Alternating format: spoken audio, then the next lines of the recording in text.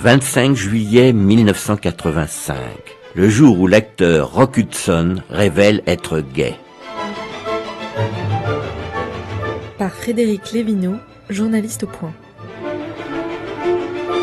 Le 21 juillet 1985, Rock Hudson est hospitalisé à l'hôpital américain de Paris après un malaise dans sa chambre d'hôtel du Ritz. 4 jours plus tard, son attaché de presse révèle devant la caméra « Monsieur Hudson a développé un syndrome d'immunodéficience acquise, diagnostiqué il y a plus d'1 an aux États-Unis. Il est venu à Paris pour consulter un spécialiste de cette maladie. » En révélant souffrir du sida, l'acteur américain reconnaît être gay. En effet, à cette époque, on croit que le virus ne touche que la communauté homosexuelle. Son aveu produit une déflagration planétaire. Comment ça?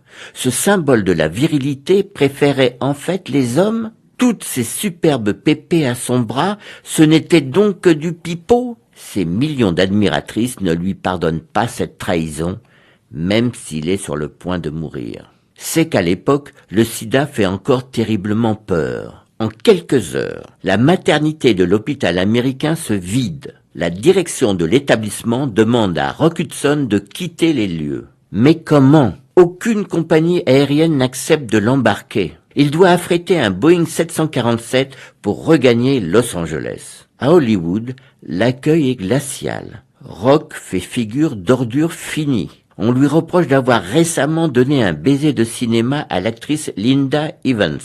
N'aurait-il pas contaminé d'autres partenaires? Chacun soupçonne l'autre d'avoir été contaminé par l'acteur. Les scénaristes suppriment toutes les scènes de baiser de leur scénario. Hospitalisé dès son arrivée à Los Angeles, Rock Hudson devient de plus en plus faible. Il est désormais cadavérique. Son ex-amant, dont il est séparé depuis 2 ans, l'accuse d'avoir poursuivi leur relation sexuelle en se sachant atteint du sida, ce qui est absolument faux. 2 mois plus tard, Rock Hudson s'éteint à l'âge de 59 ans dans son immense demeure de Beverly Hills. Une série réalisée par Megan Kieki.